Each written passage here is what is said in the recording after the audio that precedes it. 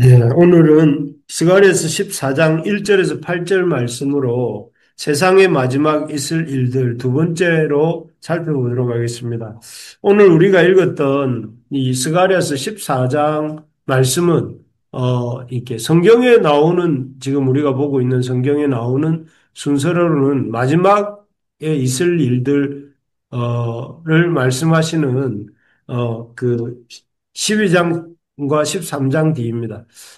이 순서로 보면은, 이렇게 14장이지만, 이렇게 그 내용적인 면에서 볼 때는 이 14장은 하나님께서 이렇게 그 말씀하신 그 12장과 13장 앞에 놓이는 게 맞습니다. 그래서 원래대로 한다면 14장이 읽히고 그 다음에 12장, 13장이 나와야 되는 게 맞다 이 말씀이죠. 그런데 어쨌든 이 14장은 12장, 13장이 어떤 내용이었는가 하면은 하나님께서 이스라엘을 나무 사이에 화로요 또 곡식단 사이에 횃불과 같게 되게 하셔서 이스라엘을 통하여 세상을 심판하시겠다 하시고 또 회개하여서 은총을 강구하는 심령들에게 정결하게 하는 셈을 열어주시겠다 하셨던 지난 12장, 13장 말씀들보다 앞에 일어난 사건이라 할 수 있습니다. 그래서 이 내용으로 볼 때 14장을 먼저 읽고 12장, 13장을 읽으면 순서가 맞다 하는 것입니다. 그래서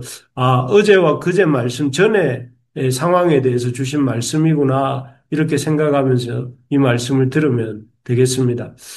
오늘 본문을 읽어보면 그야말로 하나님이 마지막에 마지막 때에 하실 일들 직전에 일어나는 사건들이 나옵니다. 그래서 몇 가지가 나오는데 첫째는 1절, 2절에 나오는 것과 같이 이방 나라들이 이렇게 예루살렘을 공격하는 모습입니다. 그래서 여기 보면 1절을 보시면 여호와의 날이 이르리라 그날에 내 재물이 약탈되어 내 가운데에 나누이리라 내가 이방 나라들을 모아 예루살렘과 싸우게 하리니 성읍이 함락되며 가옥이 약탈되며 부녀가 욕을 당하며 성읍 백성이 절반이나 사로잡혀 가려니와 남은 백성은 성읍에서 끊어지지 아니하리라 이렇게 되어 있습니다.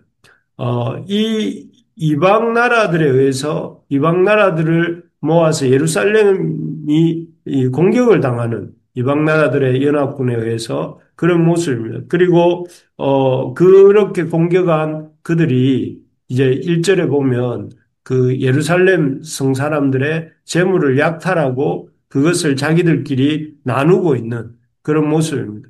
그래서 이 모습은 마지막 때 하나님의 백성들에게 있을 큰 환란을 말씀하시는데 예수님도 말씀하시기를 그 마지막 날에 가까울수록 믿는 자들에 대한 사단의 공세가 심해지고 그로 인해 믿는 자들이 큰 고난을 겪게 될 것을 이렇게 말씀하신 적이 있으신데요. 그래서 그 하나님의 백성들이 참 이렇게 마지막 때가 올 때에 그 마지막 때의 한 부분에서 큰 고난을 이렇게 통과하는 것들을 이렇게 보여주고 있습니다. 사실 우리에게도 이런저런 고난이 많습니다. 우리 자신의 문제, 또 우리 자녀들의 문제, 또 우리 직장의 문제, 또 우리 교회의 여러 가지 걱정거리들, 이런 것들 때문에 참, 걱정이 많다 하는 것을 느끼게 되는데요. 이런 것은 어쩌면 지금 우리가 사는 시대, 그리고 우리가 살고 있는 이 시점이 하나님이 말씀하시는 그 마지막 날이 가까웠다 하는 것을 보여주는 것입니다. 그리고 마지막이 이렇게 가까웠다 하는 것은 진짜로 하나님이 말씀하신 대로 이 역사가 돌아가고 있다 하는 것을 보여주는 것입니다. 그렇기 때문에 우리가 조금만 더 기다리면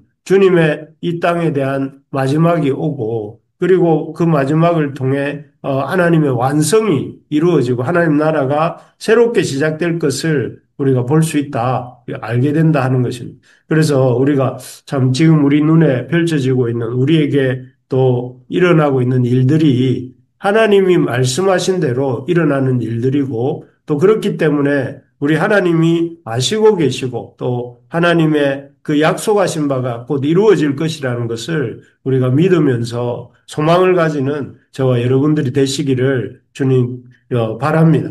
그리고 이렇게 마지막 종말의 때 예루살렘, 즉 하나님의 백성들에 대한 적들의 대대적인 공세가 있다고 했는데 그 다음에 일어날 일들을 또 말씀하시는데 놀랍게도 하나님께서 그러한 적들의 공세 앞에 그냥 이스라엘만 내버려 두지 않으시고 이렇게 놀랍게 일하신다 하는 것입니다. 그것이 3절에 나오는데요. 3절을 제가 한번 읽어보겠습니다.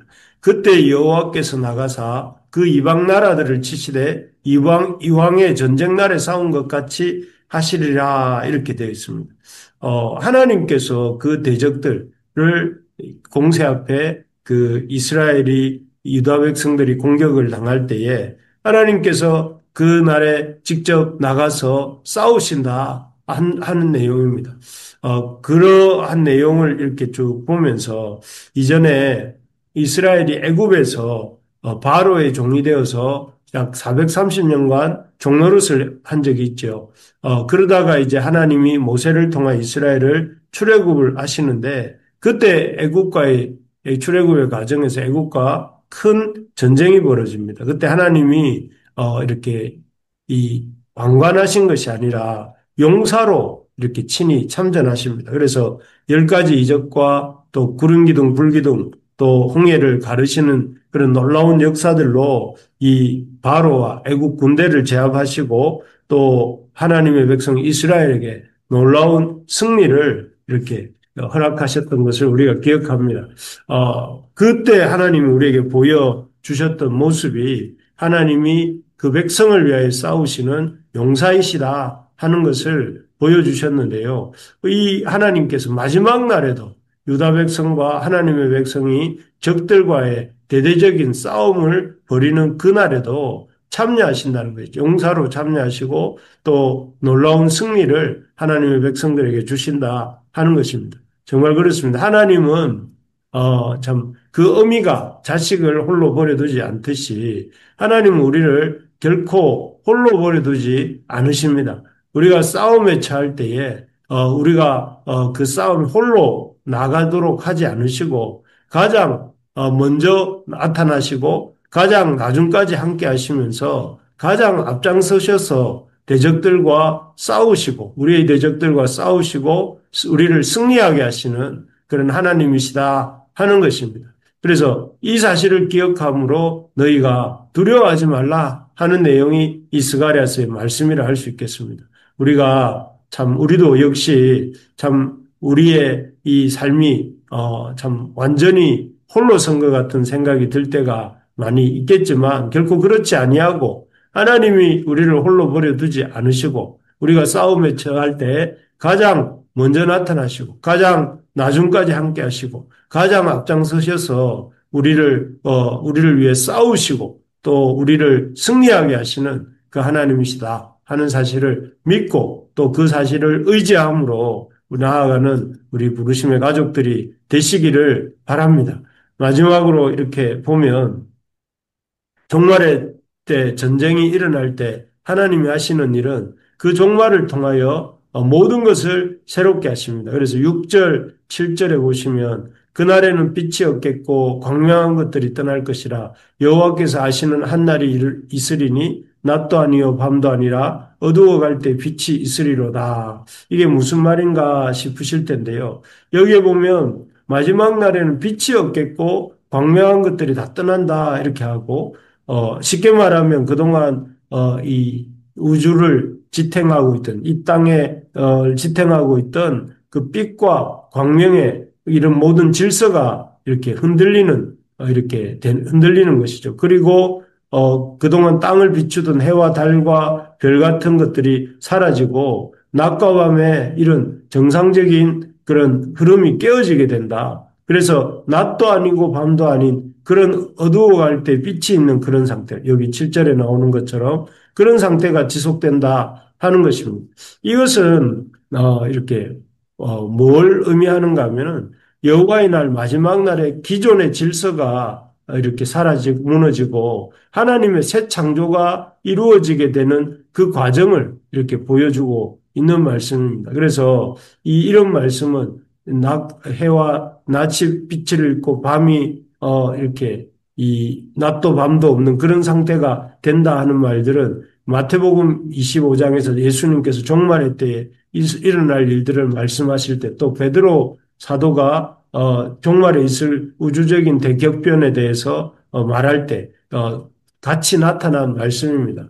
어, 그렇습니다. 우리가 생각하기에는 참 이 세상이 위태위태한 것 같지만 그래도 영원할 것처럼 생각합니다. 그리고 우리가 참 생각하는 것처럼 실제로 이 세상은 변하지 않는 것 같습니다. 하지만 우리 눈으로 보는 이 세상의 질서는 영원하지 않습니다. 영원하지 않고 해도 낮이 오고 밤이 오고 자연이 바뀌고 하는 이 모든 것들도 영원할 것 같지만 그런 것이 영원한 것이 아니고 하나님이 창조하신 것이고 마지막 날에는 그 용도를 다하고 주님의 새 창조 질서가 이 땅 가운데 임하게 될 것입니다. 그때 모든 사람이 당연히 죽는 것도 아니고 당연히 병드는 것도 아닌 그런 하나님의 놀라운 그런 새 창조의 질서가 임하게 된다는 것입니다. 그래서 죄로 인한 모든 부패와 오염이 사라지고 죽음도 사라지게 될 것입니다. 그래서 새로운 우주의 질서가 세워진다 하는 것입니다. 그래서 하나님께서 마지막 날에 이 땅의 질서를, 죄의 질서를 종식시키시고 하나님의 새로운 질서를 세우시는 날이 오게 된다 하는 것입니다. 그래서 이제 8절 말씀에 이렇게 말씀합니다. 그날의 생수가 예루살렘에서 솟아나서 절반은 동해로 절반은 서해로 오를 것이라. 여름에도 겨울에도 그러하리라. 이 생명의 강물이 흘러나와서 이 예루살렘에서 솟아나와서 온 세상을 향하여 동해와 서해를 향하여 흘러가게 되고 그 물이 닿는 곳마다 새로운 생명이 이렇게 잉태되고 새로운 생명이 이렇게 생명의 그런 열매들이 나타나게 되는 것입니다. 그야말로 새로운 세상이 이렇게 펼쳐지게 되는 것이죠. 이 구절을 통해 하나님께서는 이스라엘 백성이 마지막 날에 대적들의 공격을 받는 것 같지만 하나님이 친히 싸우시고 새로운 창조 질서가 임함으로 이스라엘 백성이 하나님 나라의 중심이 되는 그런 놀라운 일들이 일어나게 될 것을 우리에게 보여주고 계시는 것입니다. 그렇습니다. 마지막 때에는 어려움이 잠깐 나타날 것입니다. 그러나 그 어려움을 통해서 우리의 용사 되신 하나님의 모습을 우리가 보게 될 것이고 우리에게 새롭게 하나님의 질서를 허락해 주실 것을 붙들면서 현재 우리에게 있는 어려움들로 인하여서 우리가 더욱더 소망을 바라보는 우리 부르심의 가족들 되기를 주님의 이름으로 축복합니다. 아멘. 아멘.